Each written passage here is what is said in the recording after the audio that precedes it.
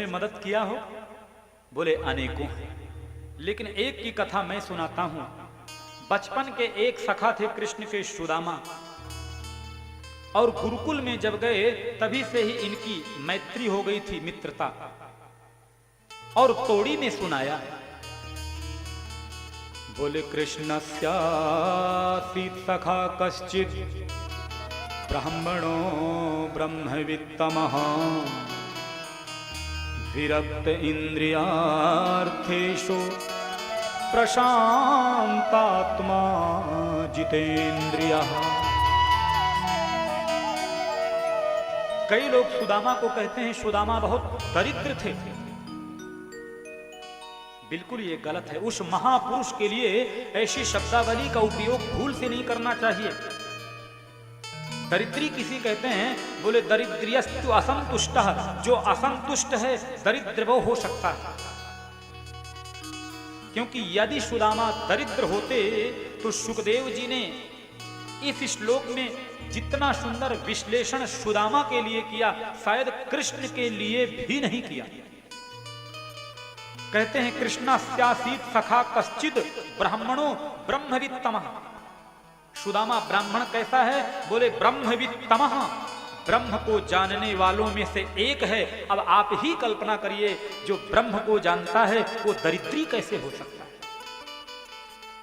और विरक्त इंद्रियार्थेषु प्रशांतात्मा जितेन्द्रियः। बोले वो विरक्त हैं। विरक्त कैसे हैं? बोले है तो पत्नी सदगृहस्थ हैं, लेकिन इंद्रियों से पूर्ण विरक्त हैं। मन में किसी चीज को पाने की लालसा ही नहीं है। और प्रशांतात्मा जितेन्द्रियः। सुदामा प्रशांत आत्मा है, जिसका मन ही शांत है, तो उसकी जो असीमित इच्छाएं होती हैं अपने आप रुक जाती हैं। जितेन्द्रियः, अपनी इंद्रियों को पूर्ण रूप से सुदामा जीत चुके हैं। और ऐसा सुंदर विश्लेषण को पाकर के जब सुखदेव जी ने इन विश्लेषणों को गिनाया तो कहते हैं सुदामा जी का नाम लेने ही भूल गए। बोले नाम से क्या लेना देना, हमें तो काम के पीछे दौड़ना है। इसलिए सुदामा को दरिद्र कहना ये बिल्कुल गलत है। क्योंकि गोधन गज धन वाज धन और रतन धन खान, जब आवे संतोष धन सब धन भूरि समान। गोधन गज धन वाज धन और रतन धन खान, करोड़ों की तादाद में गाय हो, हाथी हो, गाड़ी हो, बंगला हो, लेकिन जब तक संतोष नहीं है तो उसको हम दरिद्री कह सकते हैं। लेकिन जहां संतोष है वो गरीब हो सकता है, लेकिन दरिद्र बिल्कुल नहीं हो सकता।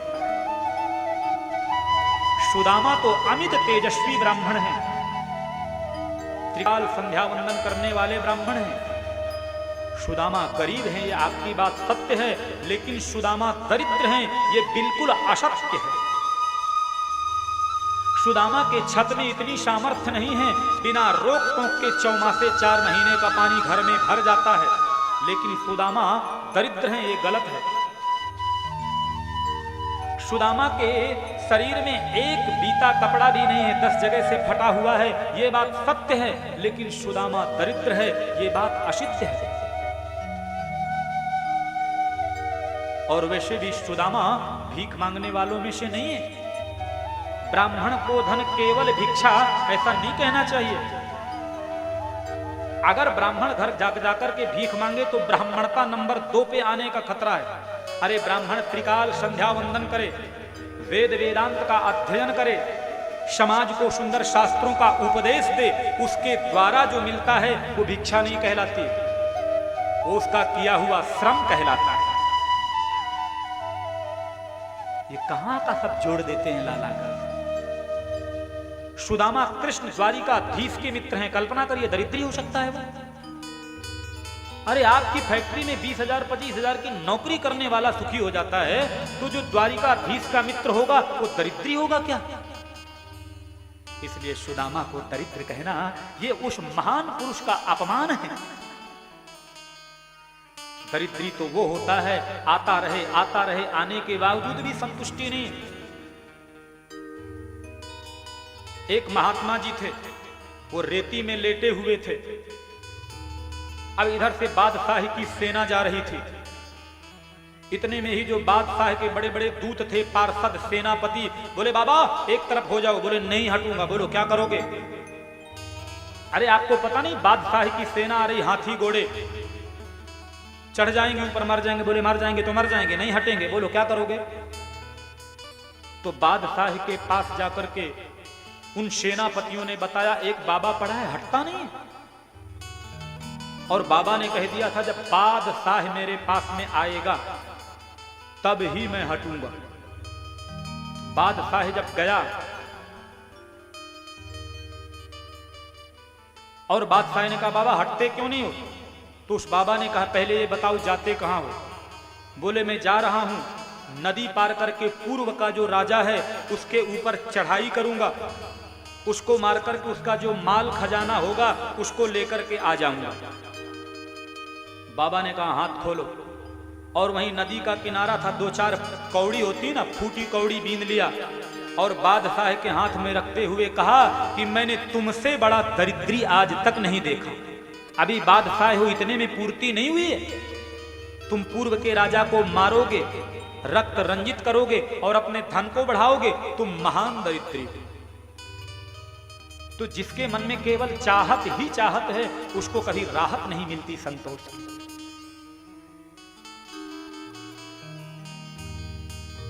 सुदामा के 4 बेटे, गरीबी है घर में।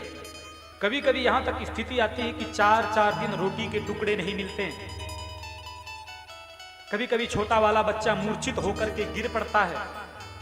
ठंडी के दिनों में वस्त्रों का इतना अभाव है कि जब ठंडी के दिन होते हैं, शीतकालीन समय होता है, शीत लहर चलती है, तो सुदामा जी रोग अग्निहोत्र करते हैं। जो अग्नि हवन करने की राख होती है उसको ही कभी कभी गले तक ढक देती है उनकी पत्नी सुशीला कि मेरे बच्चों को ठंड ना लगे। लेकिन कभी कभी जो सुदामा की पत्नी है सुशीला, उसके मन में ऐसा लगता है कि सबका जीवन समृद्ध है, न जाने मेरा जीवन क्यों दुखी है। मां का हृदय व्याकुल हो जाता है। इतने में ही एक दिन भिक्षुक आया और भिक्षुक कहता है सुशीला मुझे कुछ भिक्षा दान दे दो। सुशीला कहती है मेरे घर में है ही क्या जो आपको दे दूं। सुशीला जिसके पति का मित्र द्वारिकाधीश हो उसका भंडार खाली। वो भिक्षुक कोई और नहीं था, द्वारिकाधीश ही भिक्षुक बनकर के आज संकेत करने आए सुशीला को, क्योंकि सुदामा तो कभी जिंदगी में मांगने वाले नहीं थे कृष्ण से। और जाकर के सामने खड़ी हो गई। जैसे ही सुदामा जी का माला पूरा हुआ तो सुनते हैं आज एक भिक्षुक आए थे, उन्होंने मेरे से भिक्षा की याचना की। घर में तो कुछ नहीं था मैं दे सकूं, लेकिन उसने कहा आपके कोई मित्र हैं द्वारिकाधीश। इतना कहना कि सुदामा के आंखों से छल छल करके आंसू बह पड़े। हाँ देवी, मेरे मित्र हैं द्वारिकाधीश, हम दोनों उज्जैन में बाल्यकाल के समय से ही साथ में शिक्षित हुए हैं, लेकिन अब वो अपनी द्वारिका का राजा है और मैं अपनी झोपड़ी का राजा हूं। सुदामा ने कभी मन छोटा नहीं किया अपना। सुनते हैं 4 दिन से घर में अनाज का एक अन्न का टुकड़ा नहीं है। चारों बच्चे भूख से प्यास से मूर्छित होकर के बिलबिला रहे हैं। बगल में ही साहूकार जी के यहाँ भंडारा था, सेठ था, वहां छिपकर के लाइन में बैठे तो उन्होंने भी भगा दिया। तुम गरीबों के लिए यहाँ कुछ नहीं है। आपका जो बड़ा वाला है वो बहुत मेरे से गले से लिपट करके आज रो रहा है। मां, ऐसा कौन सा दुष्कर कर्म हमने किया आज 2-2 रोटी के टुकड़े के लिए भटक रहे। छोटों को तो जवाब दे लेती हूं, लेकिन जो बड़ा वाला है ना उसको समझाना कठिन होता है। ठंड में आपके बच्चे ठिठुरते हैं, आप जो हवन करते हैं उसी राख में उनको ढक करके किसी तरह से दिन काटते हैं। क्या आपको नहीं लगता है कि हमारे दुर्दिन कब दूर जाएंगे? ये पड़ोस के बच्चों को जब देखते हैं ना हर चीज खेलते हुए, तो मैं समझा नहीं पाती हूं बच्चों को। आपको नहीं लगता है? आप जानते हैं ना मां का हृदय कैसा होता है? जब उनके दर्द को देखती हूं मेरी आंखें भर जाती हैं।